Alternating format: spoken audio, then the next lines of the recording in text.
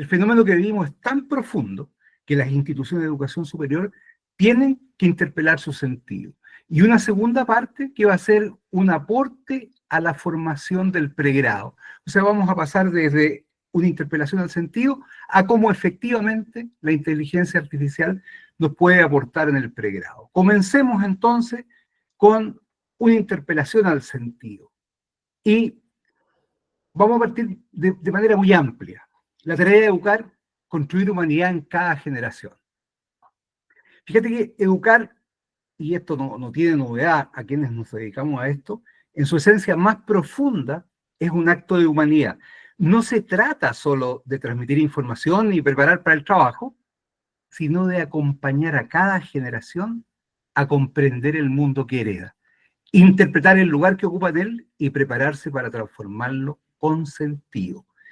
Fíjate qué interesante. O sea, si hablamos de educar, nosotros los adultos nos hacemos cargo de recibir a las nuevas generaciones y en el fondo estamos haciendo un acto en el cual los preparamos para vivir aquí, con nosotros. Ahora, desde luego, esa decisión no se toma en abstracto. O sea, ese recibimiento y ese diseño que tenemos para tomar a esta generación nueva, introducirlo a nuestro mundo y enseñarle cómo se vive aquí, se realiza en un ambiente determinado. Y desde ese amplio sentido, nos vamos a que esto de educar va desde la tribu, voy a ir hasta la universidad. Entonces, en sus formas más primitivas, estos señores que vemos aquí, ¿cierto? ¿Ellos qué están haciendo? Ellos están recibiendo a un nuevo miembro y en alguna medida le están enseñando cómo se vive aquí. ¿Qué es lo que se espera de él? ¿Qué es lo que queremos que él aprenda? ¿Qué es lo que él necesita para desempeñarse muy adecuadamente en este mundo al que he llegado? ¿Cierto? Y fíjate que en su forma más primitiva la educación era inseparable de la vida en comunidad. Desde luego, en las tribus, los niños y jóvenes aprendían observando a los mayores, participando en los ritos, escuchando relatos que daban sentido al mundo. Y de esa forma se preparaban, aprendían, interactuaban y probablemente ellos eran capaces también de empezar a hacer su aporte a ese desarrollo. Ahora, esto que parte de esta manera que visualizamos aquí, en la medida que las sociedades se van complejizando, el proceso ya no queda tan radicado en la familia y en la tribu, y empiezan a aparecer organizaciones, los templos en la civilización antigua. Hay muchos, ¿cierto? Guardianes del saber y de la administración del poder. Después Grecia, Roma, formación ciudadana, estudio de filosofía. Posteriormente a eso, la iglesia en la Edad Media toma un rol muy sustantivo y desde luego las escuelas catedralicias y monásticas preparan la formación de las élites en el plano clerical. Y va avanzando la sociedad hasta que llegamos a los siglos XI al XIII. Y ahí empieza la gran transición con la aparición de las universidades, Bolonia, París, Oxford. Son las que siempre se nombran como las tres primeras. Existieron dos antes bastante temprano. Pero aquí es donde el concepto de universidad, visto como esa comunidad autónoma de maestros y estudiantes organizadas en torno a la discusión, el debate y la sistematización del saber, se materializa de la forma en que es conocida la universidad desde el siglo XIII hasta el siglo XX. O sea, aquí hay un evento y un tiempo. Ahora, desde luego, durante siglos la universidad conservó un monopolio sobre el conocimiento. Y esto es fundamental. Era el espacio donde interactúan maestros y estudiantes, donde se va generando conocimiento, donde el conocimiento se acumula. Si alguien quería aprender, debía acudir a ella. ¿Por qué? Porque ahí estaban los libros, los profesores, las bibliotecas, las credenciales. Era el lugar donde residía el saber legítimo. Y es importante, ¿eh? Residía el saber legítimo. Esta condición justificaba su prestigio, su arquitectura y su jerarquía interna. O sea, es el lugar donde está el conocimiento donde se desarrolla el conocimiento, donde se piensa en torno a él. ¿Te das cuenta la posición extraordinaria que tenía? Es notable. Es el lugar al que se debía asistir si se quería tener conocimiento. Ahí estaban las credenciales. Y en ese sentido tiene una importancia, pero tremendamente relevante. Y nótate, pongo el énfasis, ahí está el conocimiento, ahí se desarrolla el conocimiento, ahí se desarrolla el pensar en torno al conocimiento. Este fenómeno que vemos aquí se conserva prácticamente intacto hasta los 90. Súper importante lo que voy a decir aquí, porque aquí me interesa recalcar que estamos en presencia de un fenómeno extraordinariamente nuevo. Tal vez por tenerlo permanentemente con nosotros, nos da la sensación de que esto nos acompaña de rato, pero no es así. Fíjate que el año 91, dicen mucho, y aquí no hay mucho donde perderse, porque parece ser que está situado ahí, es el año en que comienza el gran cambio en la humanidad. Fíjate que mientras el mundo deja atrás la Guerra Fría, nacía la primera WWW. O sea, aparece por primera vez en el 91 este concepto que nos ha acompañado con mucha fuerza y se ha hecho ya hoy día a todos nos suena con naturalidad. Sin saberlo, entrábamos a una nueva era. Además, hay que concebir ahí el término de la Guerra Fría. Estados Unidos libera una gran cantidad de recursos que le permiten centrarlo en tecnología y comunicación. De igual forma, ese es el primer año en la historia en que el gasto en la industria manufacturera que había acompañado el desarrollo de la humanidad es menor al gasto en tecnología e información. Fíjate qué tremendo clic. Por primera vez en la historia, el gasto en manufactura, que era en lo que el mundo apoyaba su desarrollo, queda superado por el gasto en tecnología e información. Y de ahí en hacia adelante, esa separación se va acrecentando con una fuerza infinita. 91, 2001, 2010, 2020, 2025. O sea, estamos hablando de un fenómeno que tiene 30 años, 35 años. En las vidas nuestras es mucho tiempo. Pero si miramos el contexto de la humanidad, este fenómeno es brutalmente reciente. Este es un punto en el desarrollo de la humanidad. Y en ese sentido estamos frente a un fenómeno nuevo, que nos altera profundamente. Ahora, fíjate que el 91 ocurren estas cosas que yo les relataba, y una década más tarde, el 2002, surgían los primeros informes que hablaban de habilidades del siglo XXI. O sea, 10 años después en que empieza este fenómeno y este quiebre, el hombre toma conciencia y aparece el P21 en Estados Unidos, grandes empresas americanas, dicen, parece que el mundo está cambiando, y requerimos desarrollar en las personas estas habilidades del siglo XXI. Y pensamiento crítico, comunicación, trabajo en equipo, alfabetización digital, empieza a aparecer la palabra con mucha fuerza. ¿Y por qué? Porque dicen que son aprendizajes para un mundo incierto, complejo e interconectado.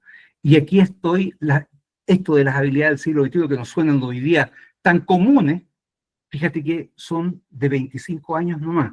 Y la OCDE incorpora estos temas en su prueba PISA, la más famosa que tiene el mundo, hace muy poco rato. Y ya en ese tiempo hablábamos para un aprendizaje en un mundo incierto, complejo e interconectado.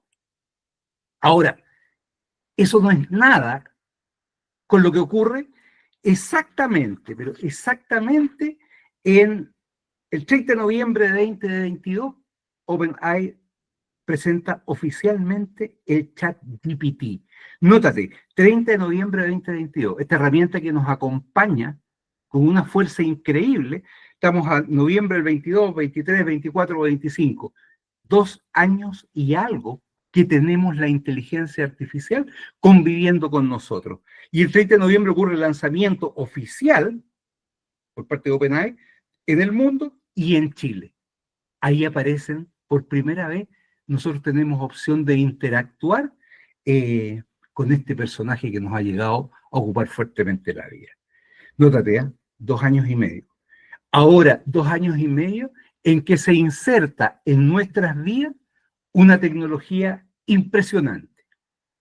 La aparición de la inteligencia artificial generativa ha redefinido el paisaje del conocimiento. Por primera vez en la historia humana existen sistemas capaces de producir texto, resolver problemas complejos, traducir lengua, sintetizar artículos científicos o generar imágenes y código a partir de simples instrucciones. O sea, 2 años y medio atrás tuvimos la oportunidad de saber que esto que nosotros teníamos como seres humanos, que nos diferenciaba de los animales, desde luego, y de las máquinas, esto de poder pensar, crear, escribir un poema, esa diferencia con la máquina empieza a desaparecer. Ya no somos los únicos que tenemos esa condición. Y en ese sentido, el cambio es brutal y marco que es extraordinariamente reciente. Por lo tanto, en este tema de cómo se utiliza la herramienta, no existen expertos. De hecho, se están planteando tesis. Los primeros estudios que aparecen y que son conocidos, el daño que está evaluando el MIT en la capacidad cognitiva de los seres humanos, está con una muestra muy pequeña y no pudiera tener más de este tiempo, porque antes los desarrollos que habían eran particulares, privados, y sobre todo se enfocaban en cómo se programaba para llegar a el boom, en que no necesitas programar, sino que te pones a interactuar, 3 años a lo más. Y en ese sentido, fenómeno reciente y extraordinariamente reciente. Ahora, desde luego, desde el 91 al 2000, el gasto en tecnología y comunicación se dispara fuertemente. El mundo empieza a cambiar, la web nos acompaña con furia, el conocimiento ya está difuso, por lo tanto, el cambio ya traía una pendiente bastante fuerte, pero 2 años y medio atrás, ese 30 de noviembre del 22, el cambio ocurre con una exponencial y nos enfrentamos, por tanto, a un mundo que no manejamos, que no sabemos cómo trabajar con él. Y esa es una complicación mayor. ¿Se acuerdan que decía que educar era, los adultos recibíamos a los jóvenes para enseñarles cómo vivir aquí? Ese paradigma sufre un cambio brutal, porque ya hoy día no hay mapa. Los adultos no sabemos cómo recibir y decirte, esto se usa de esta manera. Cuando yo era pequeño, mi papá me enseñaba, él me enseñó a jugar a la bolita, me enseñó a jugar al trompo. Cuando mi hijo trabaja con este tipo de materias con una soltura extraordinaria, mi hijo de 27, 28 años, yo no tengo cómo guiarlo. Yo puedo aportar elementos que son el clic del futuro. ¿Cómo hacemos la suma entre este aporte que hace la máquina y nosotros? ¿Por qué? Porque en la medida que la inteligencia artificial aparece, en este nuevo escenario, el valor no está en el saber. Desde luego que no. El valor está en comprender, no en repetir, en discernir, no en acumular, sino en dar sentido. Nótate el cambio brutal. La universidad era el lugar donde estaba el conocimiento, estaban los libros, estaban los que saben. Y por tanto, ahí se otorgaban las credenciales formales al conocimiento. Hoy día ese conocimiento yo lo encuentro disperso en una cantidad impresionante de algoritmos. Y lo puedo sistematizar. Una persona que maneje las habilidades del siglo XXI adecuadamente se puede formar en un número extenso de carreras prácticamente solo. Si tiene algunas características personales apropiadas, como un abogado, como un economista, como un gestor, perfectamente bien puede acceder a todo. Y desde luego, el valor cambia, no está en saber, sino en comprender, no en repetir, en discernir, no en acumular, en dar sentido.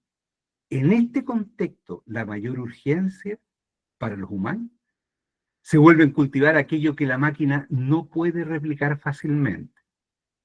El juicio crítico, nótate, la sensibilidad ética, la intuición creativa, la experiencia encarnada, la comprensión profunda del humano. ¿Por qué? Porque no se trata ya de competir con la máquina. Alguna vez el dueño de Alibaba dijo, no tiene sentido que yo me ponga a correr con el auto y a competir con él. La lógica es que vea cómo lo incorporo para juntos hacer muy bien las cosas. Y eso me hace un sentido brutal como definición. Y nótate que esto implica que hay un cambio. Para la universidad, esta revolución no es solo un desafío metodológico, y hay que tenerlo claro, va mucho más allá. Ojo, hay personas que dicen, es una herramienta, como un martillo, como un destornillador, la aprendemos a usar y la ponemos. Mentira. No es solo una herramienta, vive con nosotros, nos ve, nos interpela, piensa, aprende a una velocidad increíble, hace no sé cuántos miles de millones de interacciones con humanos a diario y la velocidad con la que va es tremenda. Es mejor mirar con realismo el fenómeno y desde esa perspectiva darse cuenta que hay una interpelación al sentido profundo. Y la pregunta del millón, ¿qué rol debe jugar la institución universitaria o de educación superior en general si su monopolio ha caducado? Ese monopolio de aquí está el saber, aquí generamos saber, aquí nos desarrollamos. Se había visto afectado levemente en los últimos 35 años, pero en los últimos 2 años y medio el clic es profundo. En la parte 2, tenemos que cuestionarnos el rol, pero el proceso sigue andando y la propuesta es de aula a algoritmo, cómo representar el pregrado en la era de la IA. Y ahí la IA, lo decía muy bien la niña que nos acompañó al inicio de la charla, la IA puede cumplir un rol fundamental en la personalización del aprendizaje. Y esto es clave, la verdad. Aquí está, a mi juicio, la clave del juego, la personalización del aprendizaje. En contextos donde había estudiantes con trayectorias escolares muy dispares, la realidad chilena se caracteriza por eso, un sistema capaz de adaptar contenido es una herramienta de equidad y calidad. Y no podemos dejar de reconocerlo. O sea, ese robocito que está ahí puede trabajar con 40 estudiantes y al mismo tiempo ir planteándole desafíos de aprendizaje individuales e ir viendo cómo avanzan, e irles permitiendo y dando la posibilidad de ir a la velocidad de cada uno. Y eso es muy importante, ¿eh? Porque da confianza al que no sabe. No se va a sentir inhibido frente a la máquina. La máquina es capaz de detectar. Si tú te fijas, si los que estamos en esta sala, el número total que estamos en esta sala, si le hiciéramos una misma pregunta a la inteligencia artificial desde nuestro propio computador, la respuesta sería distinta, porque la máquina regula la respuesta al vocabulario que tú tienes, a la profundidad que tú tienes, al pensamiento estratégico, a tu creatividad, a tus condiciones personales. Sería súper interesante que lo pudiéramos hacer. No es el sentido, pero si lo hiciéramos nos daríamos respuesta que frente a una misma pregunta podemos tener 40 respuestas distintas. Y por tanto, este aprendizaje personalizado es extraordinario. ¿Y sobre qué? Sobre los temas de conocimiento. Perfecto, avanza, aprende. Ahora, en ese sentido, el estudiante no reemplaza al docente, pero gana en autonomía, en ritmo propio, en confianza, aprende a autoaprender, puede hacer metacognición, repasarse cómo está de verdad ese proceso que está llevando adelante de aprendizaje.